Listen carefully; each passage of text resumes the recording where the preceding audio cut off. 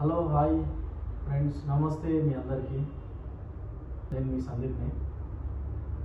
చాలా రోజుల తర్వాత మీ ముందుకు రావడం జరిగింది. దేనికోసం అంటే ఈ రాష్ట్ర ప్రభుత్వం పెట్టేటువంటి కేసుల వల్ల, అంటే మా ముఖ్యమంత్రి గారు కేసీఆర్ గారు ఏదో అనుకుంటారు, వీళ్ళు కేసులు పెడితే భయపడతారు అని చెప్పి ఏదో అనుకుంటారు. కానీ కేసులు పెట్టినంత మాత్రాన భయపడే అటువంటి వ్యక్తులం మేము కాదు. ఆల్రెడీ అన్ని వదులుకొని వచ్చే మేము ప్రజల గురించి బతుకుతున్నటువంటి మనుషులం మేము. ఈరోజు ఈ తెలంగాణ రాష్ట్ర ప్రజలకు అందరికీ కూడా ఒకటే విషయం చెప్పాలని చెప్పి అనుకుంటున్నాను. తెలంగాణ రాష్ట్రంలో జరుగుతున్నటువంటి అన్యాయాలు, అక్రమాలు, భూదోపిడీ, అన్నిటికంటే ముఖ్యంగా ఈ మెడికల్ మాఫియా ఏదైతే ఉందో, ఇవాళ తెలంగాణ రాష్ట్రంలో ప్రశ్నించేటువంటి దిక్కు ఎవరు కూడా లేరు. అది ఉన్నటువంటి దిక్కు ఏదో ఒకటి ఉన్నదిరా నాయన, మల్లన్న మాట్లాడుతున్నాడు, తీన్మార్ మల్లన్న అని చెప్పి అనుకుంటే, ఒక ఉంగురాలు అమ్ముకునేటువంటి ఒక బాబా తీన్మార్ మల్లన్న మీద పోయి కేసు పెట్టిండు. కేసు పెడితే తీన్మార్ మల్లన్నని ఇవాళ 38 కేసులు పెట్టి ఇవాళ తీన్మార్ మల్లన్నను అరెస్ట్ చేయడం జరిగింది. తెలంగాణ రాష్ట్రంలో ఈ యొక్క దొంగ బాబాల దోపిడీ ఎక్కువైపోయింది. వాడిని పగటో వేషం, రాత్రో ఇంకేషం అని చెప్పి బాధితులంతా తీన్మార్ మల్లన్న దగ్గరకు వస్తే మల్లన్న ఖాళీ ఆయన మీడియాలో ప్రచారం చేసిండు, బాధితులు ఎవరన్నా ఉంటే కనుక మా దగ్గరికి రావాలి అని చెప్పి. సో బాధితులు దగ్గర ఒక 500 నుంచి 1000 మంది దాకా బాధితులు వచ్చారు. వచ్చిన తర్వాత ఏం జరిగింది, ఇది వీనేశం అని చెప్పి ప్రతి ఒక్కరిని కూడా వీడు ఎంతో మందిని మోసం చేసినటువంటి ఒక దొంగ బాబా ఎవడు, లక్ష్మీకాంత శర్మ, శ్రీ మారుతి జ్యోతిషాలయం అని చెప్పేసి ఇక్కడ మన సికింద్రాబాద్ దగ్గర ఉంటుంది, చిలకలగూడలో. సో ఇవాళ తెలంగాణ రాష్ట్రంలో ఒక చదువుకున్నటువంటి జర్నలిజం చదువుకున్నటువంటి ఒక వ్యక్తి, ఒక జర్నలిస్టు తను ఉన్న వాస్తవాలన్నీ కూడా బయట చెప్తున్నప్పుడు ప్రజలందరికీ కూడా అద్దము ముఖం ఒక దగ్గర పెట్టి చూపిస్తూ ఉంటే, ఇవాళ ఒక జర్నలిస్ట్ను అరెస్ట్ చేయడం, ఒక ఉంగురాలు అమ్ముకునేటువంటి ఒక బాబా వాడు కేసు పెట్టినంత మాత్రాన తీన్మార్ మల్లన్నను అరెస్ట్ చేయడం జరిగింది. తెలంగాణ రాష్ట్రంలో ఇంతకంటే ఇంకొక దుర్మార్గం అనేది లేదు. కల్వకుంట్ల చంద్రశేఖరరావు గారు, ముఖ్యమంత్రి గారు, మీరు ఇచ్చిన హామీలన్నీ ఏమైనాయి, ఎటువైనాయి? తెలంగాణ రాష్ట్రం కొట్లాడి ఏర్పాటు చేసుకున్నటువంటి ఈ యొక్క తెలంగాణ రాష్ట్రంలో నీళ్లు, నిధులు, నియామకాలు అని చెప్పి మనం ఏర్పాటు చేసుకున్నాం. కానీ అలా ఒక్క ఉద్యోగం అన్న, ఒక్క నోటిఫికేషన్ అన్న వచ్చిందా? పిఆర్సి గంటా చక్రపాణి గారు 35,000 ఉద్యోగాలు మాత్రమే కేటాయించినాం ఈ యొక్క 7 ఏళ్ళలో అని చెప్పి గంటా చక్రపాణి గారే చెప్పారు. మీరేమో లక్షల ఉద్యోగాలు ఇచ్చినామంటారు, కోట్ల ఉద్యోగాలు ఇచ్చినామంటారు. ఎవరికి ఇచ్చిర్రు, ఏడిచ్చిర్రు? తెలంగాణ రాష్ట్ర ప్రజలారా, ఇప్పుడు నేను చెప్తున్నాను, ఇప్పుడు ప్రస్తుతం ఉన్నటువంటి జాబులు ఎవరైనా చేస్తే వాళ్ళ నాయనను, వాళ్ళ అన్నను ఎవరైనా చచ్చిపోతే ఎట్లాగో వాళ్ళకి రావాల్సిన ఉద్యోగాన్ని వీళ్ళేం చేసి చెప్తున్నారు అంటే దాన్ని కూడా కౌంట్ చేసి చెప్తున్నారు వీళ్ళు, మేము 1,00,000 ఉద్యోగాలు ఇచ్చినామని చెప్పి. తెలంగాణ రాష్ట్రం ఏర్పడక ముందుకు ఇంటికో ఉద్యోగం ఇస్తా అని చెప్పింది మీరే, ఇంటికొక నల్లా ఇస్తా అని చెప్పింది మీరే, దళితులకు 3 ఎకరాల భూమి ఇస్తా అన్నది మీరే, జిల్లాకు ఒక 100 పడకల హాస్పిటల్ కట్టిస్తా అని చెప్పింది మీరే, మండలానికి 50 పడకల హాస్పిటల్ కట్టిస్తా అని చెప్పింది మీరే. అన్ని మీరు చెప్పినాక మళ్ళీ ఈ తీన్మార్ మల్లన్న చెప్తా ఉంటే ఈ అరెస్టులేంది, ఈ జైలేంది, ఆయన మన అంతా కూడా ఒక టెర్రరిస్టా లేదంటే ఇంకేమైనా ఒక దొంగనా? ఏమైనా తలకాయ ఉండే చేస్తురా సార్ మీరంతా? అదేవిధంగా తెలంగాణ రాష్ట్రంలో పోలీసు వాళ్ళకు కూడా హెచ్చరించి చెప్పింది నేను ఒకటే, మీరు ప్రజలకి పబ్లిక్ సర్వెంట్, మీరు పోలీసు వారు అంతా కూడా పబ్లిక్కి సర్వెంట్, అంటే పబ్లిక్కి సేవకులు అని చెప్పి అర్థం. మీరు మీకు జీతాలు ఇచ్చేదే పబ్లిక్ని ఎందుకు మరి మీరు ఇట్లా ఇన్ని హింసలు పెడుతున్నారు? డీజీపీ మహేందర్ రెడ్డి గారు, సిపి గారు, మీరు ప్రజలకు కల్పించాల్సినటువంటి అవసరం ఎంతో ఉంది. అంతేగాని మీరు పాలకులకు లొంగిపోయి ఎమ్మెల్యే చెప్పిండు, ఎంపీ చెప్పిండు, ముఖ్యమంత్రి చెప్పిండు అని చెప్పి ఇవాళ మీరంతా కూడా వాళ్ళకి అనుకూలంగా పనిచేస్తారు. సార్ మీకు అన్నం తింటుంటే కనీసం మీకు అర్థమైతే లేదా? మీ గుండె మీద చేసుకొని మాట్లాడరు సార్. మేము ప్రజల కోసం మేము సర్వ్ చేస్తున్నాం, ప్రజల కోసం మేము పనిచేస్తున్నాం అని చెప్పి మీ గుండె మీద చేసుకొని చెప్పరు. ఎప్పుడు చూడు ఎవడో ఒకడు రికమెండ్ చేసిందని చెప్పి ఎప్పుడు ఎవడన్నా ప్రశ్నిస్తే వాళ్ళని అరెస్ట్ చేయాలి, కేసులు పెట్టాలి. మీ పని గదేనా సార్? ఇవాళ మీ పని చక్కగా ఉంటే ఒక చిన్న ఆడబిడ్డ అత్యంత దారుణంగా రాజు అనే వాని చేతిలో అత్యాచారానికి గురైంది సార్. మీరు కల్పించాల్సినటువంటి అవసరం పబ్లిక్ ఉన్నది సార్. మీరు ఎంపీకో ఎమ్మెల్యే కోసమో కాదు, మీరు పోలీస్ రూట్ ఎక్కింది. మీ అవసరం ప్రజలకు ఉంది. ప్రజలు మీకు జీతం ఇస్తారు.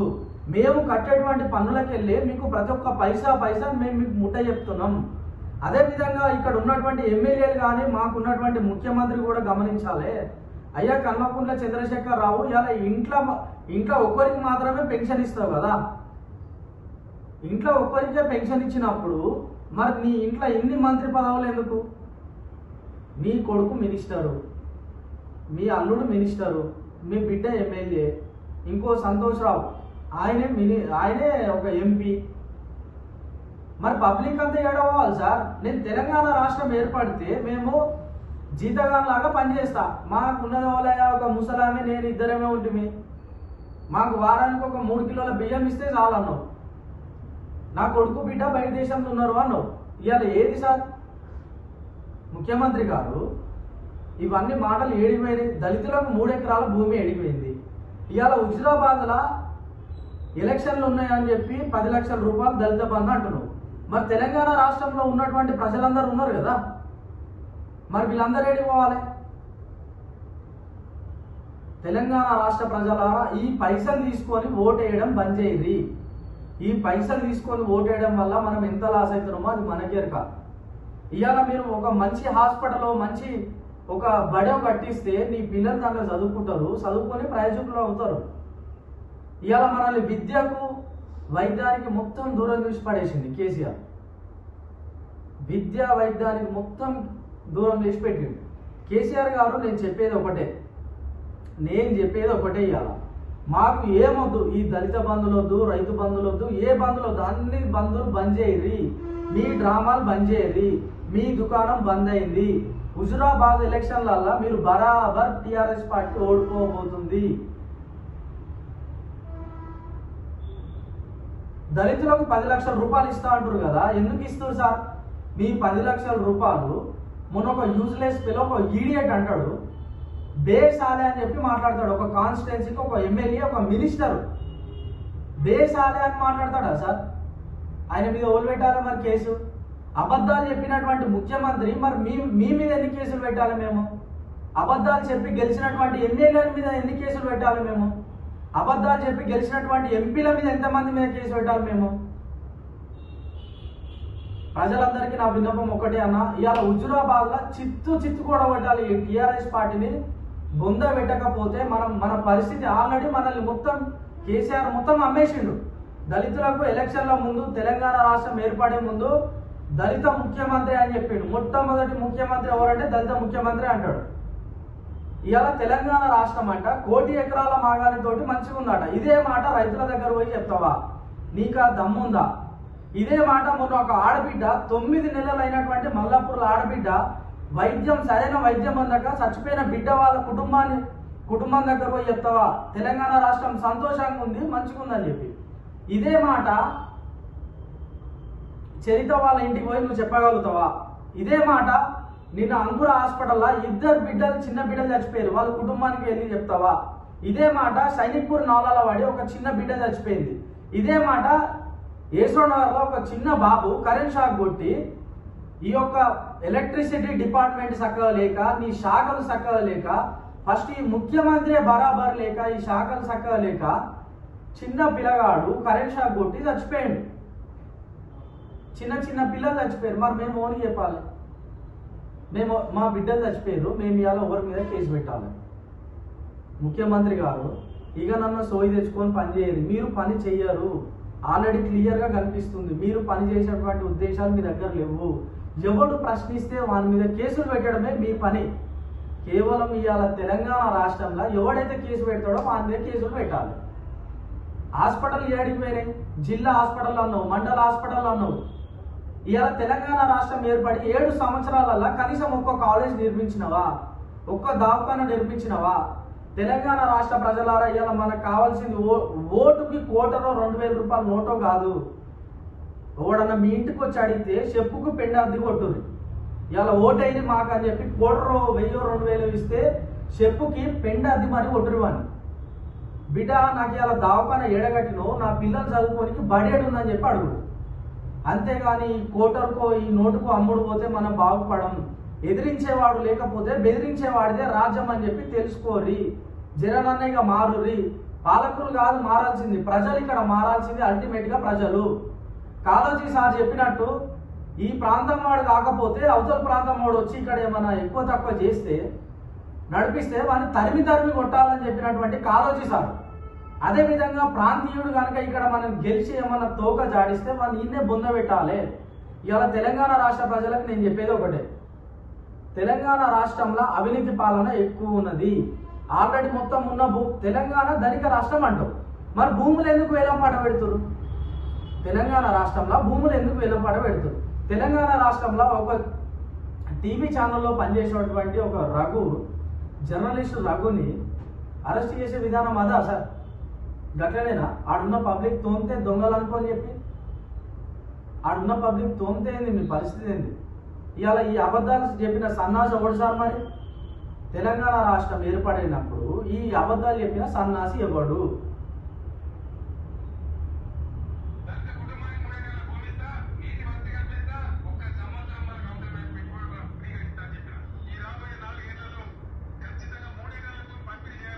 చెప్పిన సన్నాసి ఎవడు సార్? దీంట్లో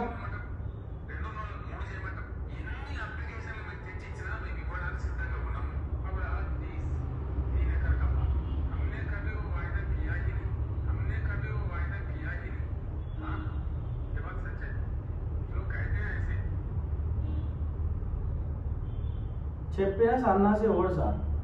ఈ అబద్ధాలు చెప్పిన సన్నాసి ఎవడు? చెప్పలేదు అధ్యక్ష, చెప్పను అని చెప్పలే మేమని చెప్తాం. నిండు సభల గిన్ని అబద్ధాల కనీసం ఒక్కడు కూడా ప్రశ్నించే దిక్కు లేనటువంటి అసెంబ్లీ ఎందుకు సార్ అది నడిపించుడు? మీరు డబ్బాలు కొట్టుకున్నాడు, మీరు పల్లాలు కొట్టుడు. ముఖ్యమంత్రి గారు ఆగో అద్భుతం, మహా అద్భుతం అని చెప్పి చనిపోయిన పిల్లల ఇంటికి పోయి చెప్పుర్రి అద్భుతంగా ఉంది, మహా అద్భుతంగా ఉందని చెప్పి. ఆడపిల్లలు సార్ అత్యాచారానికి గురై ఆడబిడ్డలు చచ్చిపోతున్నారు. ఈ తెలంగాణ రాష్ట్రంలో రైతు ఆత్మహత్యలలో 2వ స్థానంలో ఉంది, ఎయిడ్స్ లో 2వ స్థానంలో ఉంది. డ్రగ్స్ మాఫియాల డ్రగ్స్ అత్యధికంగా తీసుకున్నటువంటిది ఏది అంటే ఇలా తెలంగాణ రాష్ట్రంలో హైదరాబాద్ మొదటి స్థానంలో ఉంది. సెలబ్రిటీలు చచ్చిపోతే పోయి గుండె కద్దుకొని పూలమాలలు వేస్తారు కదా సార్. మా పేద ప్రజలు కదా మిమ్మల్ని ఓటేసి గెలిపించింది, మా బిడ్డలు కదా, మేం కదా మిమ్మల్ని గెలిపించింది. మరి మా పిల్లలు చచ్చిపోతే ముఖ్యమంత్రి అయినందుకు నువ్వెందుకు రావు? ఒక కాన్స్టిట్యున్సీ ఎమ్మెల్యే ఎందుకు రాడు? ఇక్కడ ఎమ్మెల్యేలకు కనీసం భూదోపిడి తప్పితే వాళ్ళ నియోజకవర్గం మీద వాళ్ళు కబ్జా పెట్టే భూముల మీద ఉన్న సోయి కాన్స్టిట్యున్సీ మీద ఉండదు. తెలంగాణ రాష్ట్ర ప్రజలారా, ఓట్లు వేసేటప్పుడు సరైనటువంటి నాయకుడు ఎవడైతే ఉందో, పబ్లిక్ ఎవడైతే పనిచేస్తాడో వానికి మాత్రమే ఓటేది. ఈ ఎలక్షన్లలో అప్పుడు వస్తారు ఏవో మాయమాటలు చెప్పి పైసలకు అమ్ముడు పోయి ఓట్లు మాత్రం వేయకూడదు. ఈ బంద్ చేయి. తెలంగాణ రాష్ట్రంలో ఈ యువతకు కూడా నేను చెప్పేది ఒకటే అన్న, తెలంగాణ రాష్ట్రంలో ఇవాళ తీన్మార్ మల్లన్న ఒక్కొని అరెస్ట్ చేయలేదు, తెలంగాణ రాష్ట్రంలో ప్రశ్నించేటువంటి గొంతును అరెస్ట్ చేసారు. ప్రజలంతా కూడా ఇది అర్థం చేసుకోవాలి, ఆలోచించాలి. ప్రతి ఒక్కరు కూడా మీ ఇన్స్టాగ్రామ్లో పోస్ట్ చేయరు, మీ ఫేస్బుక్లలో పెట్టుర్రి, మీ వాట్సాప్లలో పెట్టుర్రి. రిలీజ్ మల్లన్న, #రిలీజ్ మల్లన్న అని చెప్పి ఇవాళ నుండి ప్రధానమంత్రి వరకు చేరేంత వరకు పెట్టండి.